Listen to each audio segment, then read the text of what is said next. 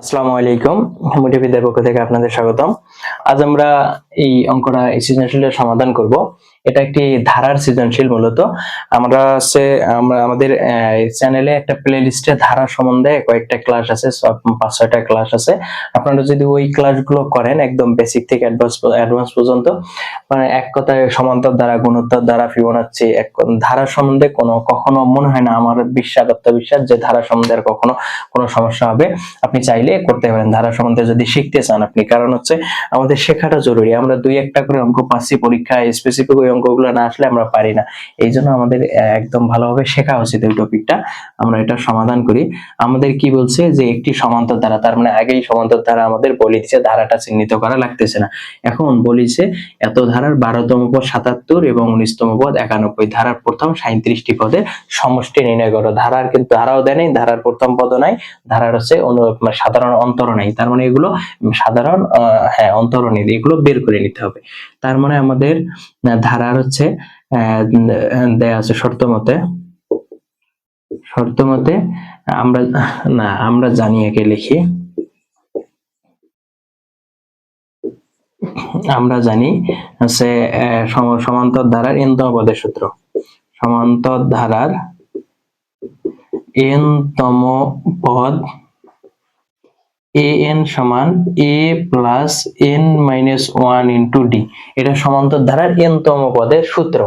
এখন সমান্তর ধারার 12তম পদ 77, আমরা মনে করি n-তম পদ 77, তাহলে n এর জায়গায় কি হবে? 12তম পদ 77। তার মানে এটা যদি n-তম পদ এটা হয়, তাহলে 12তম পদ এটা হবে। এখানে 12 বসাবো n এর জায়গায়, তাহলে 12তম পদটা এটা হবে। তাহলে আমরা কি লিখতে পারি? 12তম পদ এর 12 সমান হচ্ছে a plus 12 minus 1 into d। হ্যাঁ, আবার হচ্ছে কততম পদ? 19তম পদ। 19তম পদ a, 19 সমান হচ্ছে a plus 19 minus 1 into d। Clear? 12তম পদ এটা, 19তম পদ এটা। আমরা n-তম পদ যদি এটা হয়, তাহলে 12তম পদ n এর জায়গায় 12 বসাইলাম, 19তম পদ n এর জায়গায় 19 বসাইলাম। তাহলে শর্ত মতে a প্লাস 11d সমান কত? আমাদের 12তম পদ কত বলছে? 77। এটা লিখলাম 1 নং সমীকরণ। a প্লাস 19 মাইনাস 1, তাহলে 18d ইজ ইকুয়াল টু আমাদের 19তম পদ কত বলছে? 91। তাহলে আমরা হচ্ছে 2 নম্বর।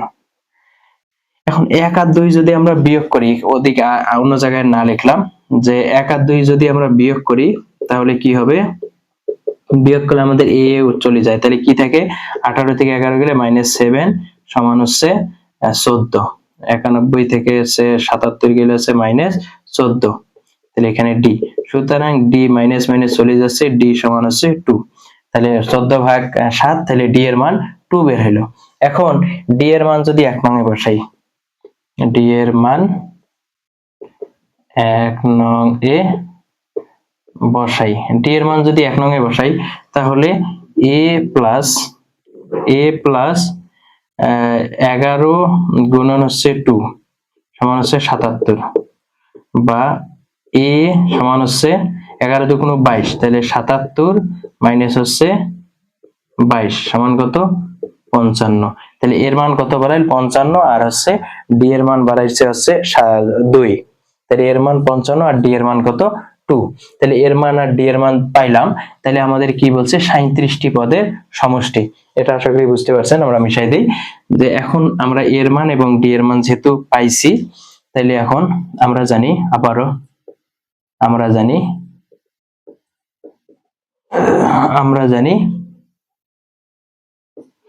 সমান্তর ধারার n-তম পদের সূত্র। সমান্তর ধারার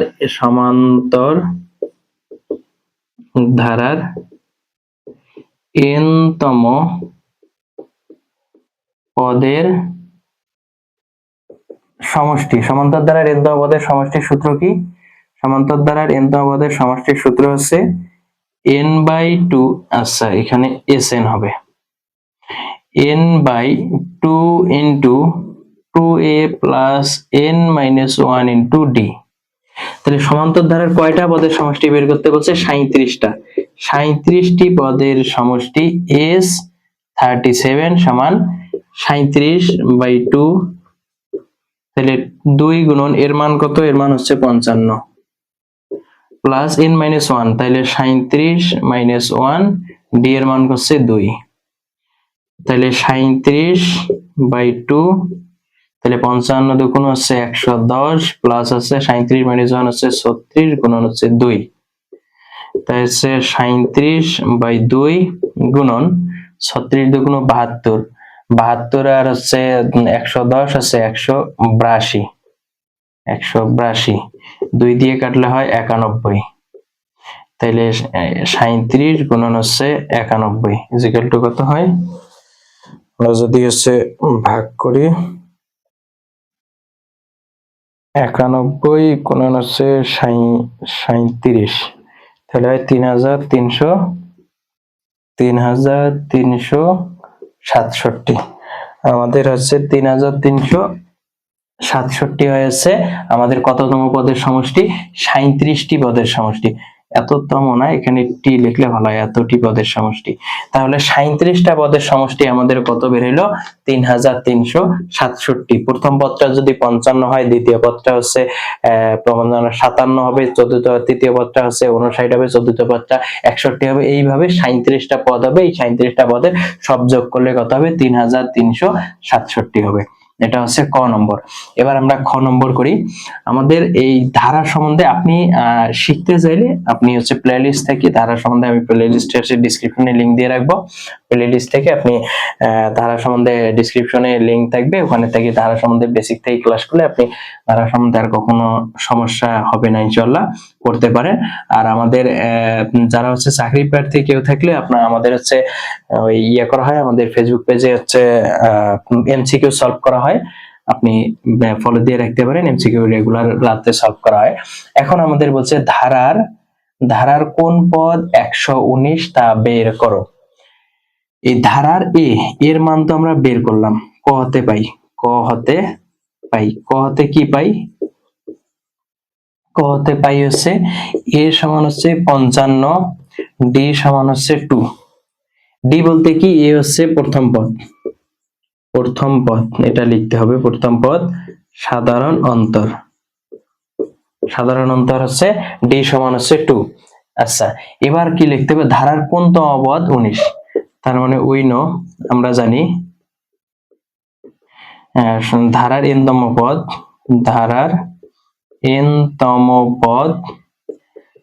a plus n-1 into d।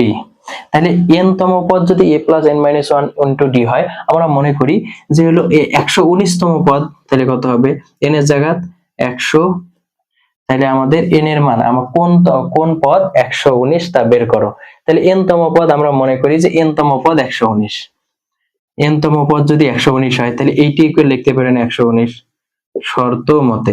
তবে বলছে কোনতম পদটা হবে 119, মানে কততম পদ যাইতে 61, পর 63, পর হচ্ছে 65, এইভাবে যাইতে কোন নম্বর পদটা হবে 119, সেটা আমাদের বের করতে বলছে। তাহলে আমরা মনে করি n-তম পদটা হবে 119, তাহলে n এর মান যত হবে অততম পদ 119। কিভাবে, তাহলে শর্ত মতে a plus n-1 into d সমান হচ্ছে 119, বা a কত, এর হচ্ছে a এর মান হচ্ছে 55 প্লাস n-1, তাহলে n-1 ইন্টু d এর মান কত, 2 সমান হচ্ছে 119, বা 55 যদি উপাশে নিয়ে যাই, n-1 ইন্টু, আচ্ছা গুণ করি একবারে, 2n-2 সমান হচ্ছে 119 মাইনাস হচ্ছে 55, 119 মাইনাস হচ্ছে 55, তাহলে 2n সমান হচ্ছে 119 থেকে 55 গেলে 5 হচ্ছে, 9 করতে হচ্ছে 4, 9 ধরলাম,